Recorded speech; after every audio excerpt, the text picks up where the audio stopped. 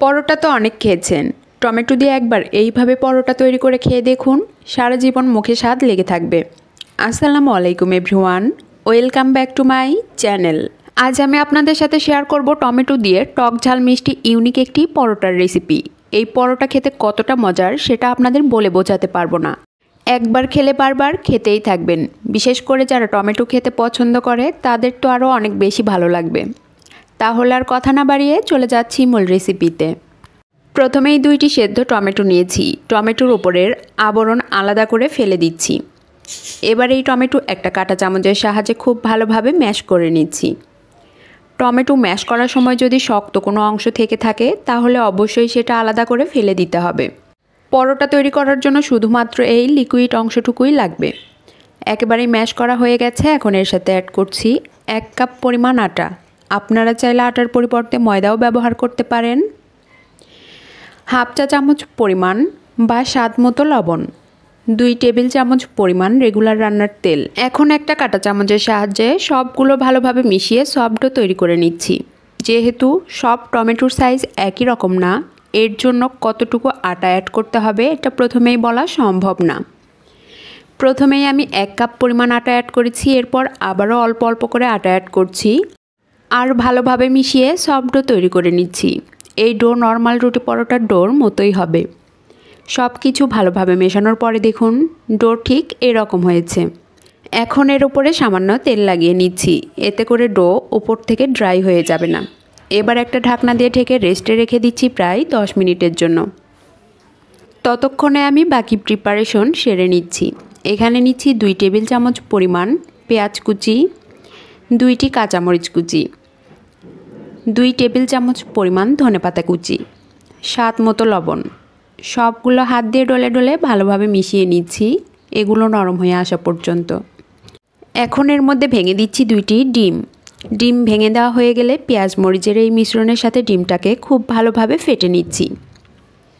ফেটে নেওয়া হয়ে গেছে, এখন এগুলো একটা সাইডে রেখে দিচ্ছি। এবার চলে যাচ্ছি পরোটা তৈরিতে। 10 মিনিট পরে আটার এই ডো আগের তুলনায় আরও অনেকটা সফট হয়েছে। ডো আবারও খুব ভালোভাবে মথে নিচ্ছি। এরপর এখান থেকেই ছোট ছোট লেচি কেটে নিচ্ছি পরোটা তৈরি করার জন্য। পরোটা একেবারেই বড় করব না, এর জন্য লেচিগুলো ছোট ছোট করেই কেটে নিচ্ছি।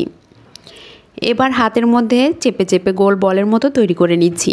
এতে করে লেচিগুলো একেবারে গোল হয়ে যাবে, পরোটা তৈরি করতে সুবিধা হবে। এখন এই লেচি বোর্ডে নিয়ে নিচ্ছি, সামান্য আটা ছড়িয়ে দিচ্ছি। এবার একটা রুটি তৈরি করে নিচ্ছি। এই রুটি একেবারে মোটা হবে না, পাতলা করেই তৈরি করে নিচ্ছি। রুটি তৈরি করা হয়ে গেছে। এখন এর উপরে 1 চা চামচ পরিমাণ রেগুলার রান্নার তেল খুব ভালোভাবে ব্রাশ করে নিচ্ছি। তেল ব্রাশ করা হয়ে গেছে, এবার এর উপরে 1 চা চামচ পরিমাণ আটা ছড়িয়ে দিচ্ছি। এবার রুটির এক পাশ এইভাবে মুড়িয়ে দিচ্ছি। মোড়ানো অংশের উপর আবারও তেল ব্রাশ করে দিচ্ছি। তেল ব্রাশ করা হয়ে গেছে, এখন আবারও এর উপরে আটা ছড়িয়ে দিচ্ছি। রুটির অপর পাশ একইভাবে মুড়িয়ে এর উপরে তুলে দিচ্ছি। আবারও একইভাবে তেল ব্রাশ করে নিচ্ছি, এরপর আটা ছড়িয়ে দিচ্ছি। এবার রুটির 2 পাশ থেকে মুড়িয়ে এইভাবে তুলে দিচ্ছি। এইভাবে পরোটা তৈরি করলে পরোটার ভেতরে অনেকগুলো লেয়ার হবে, যেটা দেখতেও অনেকটা সুন্দর হবে আর খেতেও অনেক বেশি মজার হবে। এখন এটাকে একটা পরোটা তৈরি করে নিচ্ছি। এই পরোটার রেসিপি ফলো করেও কিন্তু যে কোনো পরোটা খুব সহজেই তৈরি করে নিতে পারবেন। দেখুন কত সহজে পরোটা তৈরি করা হয়ে গেল।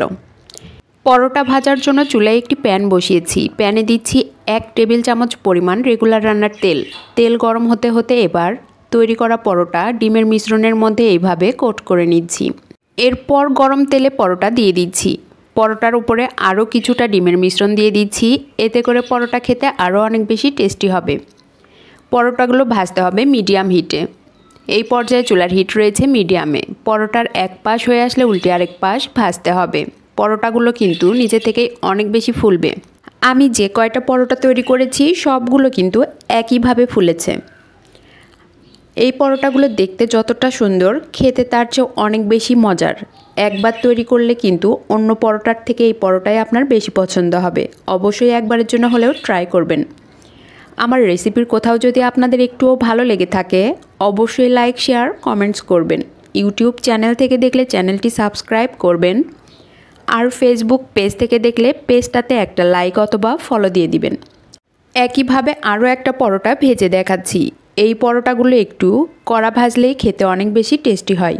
আর পরোটাগুলো কতটা ফলে দেখেই বুঝতে পাচ্ছেন।